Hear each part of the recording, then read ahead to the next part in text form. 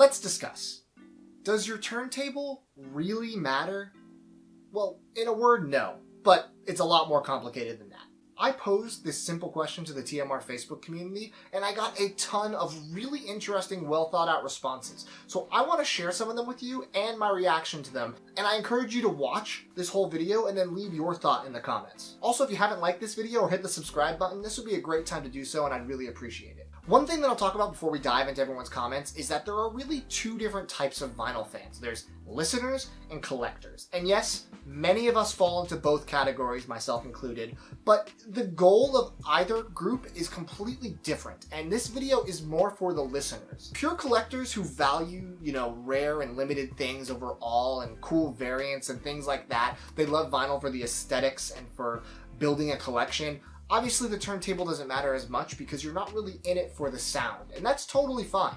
But if you're in it to discover why people love vinyl and why they love listening to analog sound, well, the turntable matters, but other things might matter a little more. Sure, they matter. Try playing your records without one.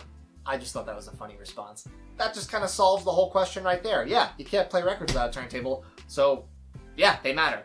But no, that's just a funny thing that made me laugh. Let's go on to the real analysis. I think if we count the cartridge and stylus as part of the turntable, then it's important. If not, then I think it's the least important behind the receiver, cartridge, and speakers. I think that's a fair point that not enough people are talking about. I feel like online when people are asking for recommendations for gear or, getting into vinyl, the first thing people talk about is the turntable, and sometimes that's where the conversation ends. Everyone's saying, get a Fluance, get a Pro-Ject, get a Technica, but very few people are talking about the cartridge, the speakers, the receiver, other things that matter more than the turntable itself to get the kind of sound that you want.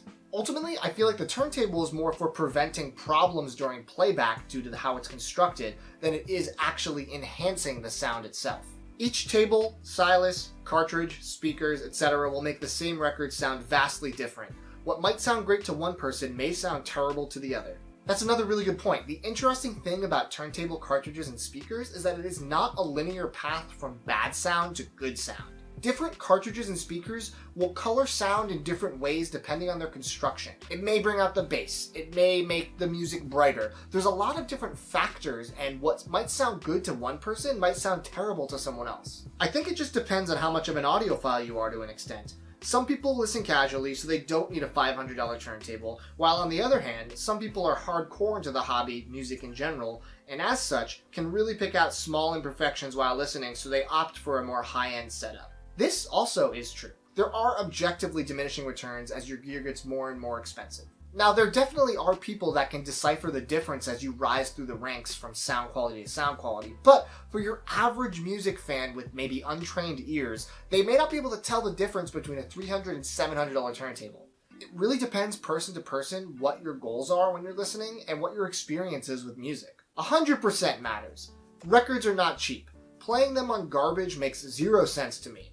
Obviously, starting out on inexpensive gear is fine to make sure you enjoy it, but playing a $50 record on a $50 player just seems ludicrous. I saw a meme the other day, and the gist of it was, if you stop spending so much money on records, you can actually afford good gear to play them on, and it kind of made me laugh because it's true, but it's something not everyone thinks about. I talk to people in the VC all the time who say that they don't have the budget to be able to afford a $300 record player to start off, but then the next week they buy 6 records at $20-30 a pop. People can spend their money however they like. That's not what I'm trying to say. What I'm trying to say is it will go a long way to foster your love for the hobby by getting started with something that's a good starter setup, because you'll build a closer attachment to the experience. Especially if you blow all your money on expensive records, as they are getting more and more expensive these days, and you're playing them on a bad player that might skip or possibly damage your records over time. If I'm a DJ and you give me 2 U-turn orbits, there will be problems. That's also a good point worth mentioning. Not a huge diversion from this topic, but I would like to say there are differences between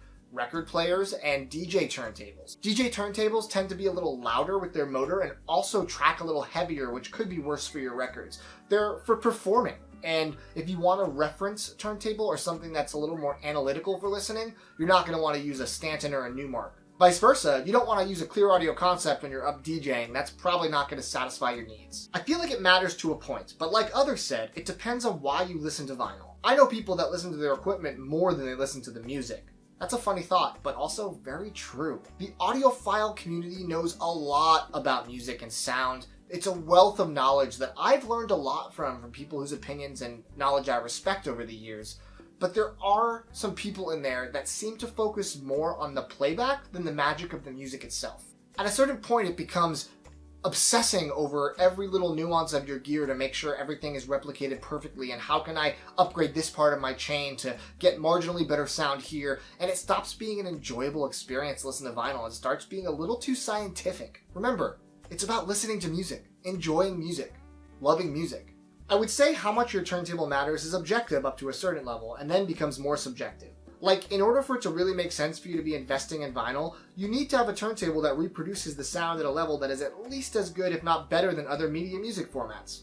Once you get past that point, as long as your turntable is faithfully reproducing that rich analog sound that is characteristic of vinyl, I feel like further upgrades are totally optional and depend on your personal preferences and perception of sound quality. If you're listening to records, make sure you're at least listening to something that justifies listening to vinyl in the first place. Listening through built-in speakers on a turntable is going to just sound awful. It's going to sound worse than your iPhone. No one goes around and says, oh, my iPhone sounds so good when I'm listening to this album. Nobody says that. It always boggles my mind when I hear people listening to a suitcase player with built-in speakers and saying how amazing the record sounds. Vinyl doesn't sound inherently good just because it's on this disc. There are elements that you need to get into place for it to sound the way that vinyl should sound. A suitcase player to me sounds like listening to a concert through a wall at low volume. Also, Bluetooth players defeat the entire point of vinyl. Now, I will say I'm not trying to hate on anyone that has a Bluetooth player or has a suitcase player and loves it. If you put your suitcase player in the kitchen and you spin an old record while you're cooking and you enjoy it as background music, that's great and no one should get mad at you for that. And if you like Bluetooth for the convenience of being able to stream your vinyl, that's cool too, but you have to realize you're not really listening to vinyl. You're paying a premium and using an inconvenient medium to basically digitize your music and hear it the same way you would through, let's say, Spotify. I think it comes down to one's personal intentions with listening to vinyl. Do you have 5 records or too many? Do you have only all virgin vinyl you handle with museum quality anti-static gloves in a hermetically sealed, sterilized room? Or do you have a stack of records that you bought at the flea market for $0.25? Is it a kitschy novelty that you'll do once in a while for the fun of using older technology? Do you actually like the hiss and pop of older, well-loved vinyl? Are you looking for that crystal clear sound and the best possible aural experience? Obviously, you won't get the same experience from a $20 turntable that you would from a $500 turntable, so it kind of comes down to what you want to invest in the hobby to cultivate your experience. Not just from a monetary standpoint, but also from a time and care standpoint. You don't necessarily need to have top-of-the-line everything to enjoy music and have a nice experience, but you also can't expect gourmet at bargain barrel prices. I think this is a really nice end cap for the video, and it kind of sums up my feelings on it. Your goals for your vinyl experience, whether you want to dive deeper or use it as a casual thing in your life, that'll depend on if your turntable matters. And furthermore, if all the gear associated with your turntable matters. I do strongly believe that you need to have a setup that can accurately replicate the sound of vinyl and make it sound different or better, or sometimes both, than any other way that you can play music. Otherwise, what's the point in spending all the money and time? If you want to enjoy vinyl and experience the sound and why people love it, then yeah, your turntable matters. But your cartridge, your receiver, and your speakers, they matter more. It's important to find gear for your budget that synergizes with itself, and that could be a kind of tricky thing to do at times, but the good news is, the Too Many Records community is here for you. So if you have a Facebook, make sure you join our Too Many Records group. We are extremely active, lots of kind people will help you out. Feel free to always DM me. If I can help you, I definitely will. And like I said, leave your thoughts on the prompt below. A lot of people think, no, the turntable doesn't matter, everyone's being elitist when they're saying get this, and some people think, no, it does matter because of X, Y, and Z. So I'd love to hear where you stand. Drop a comment below, and let's all agree that appreciating music is the most important thing of all. Thanks for watching this video, you guys. More coming soon. Take it easy.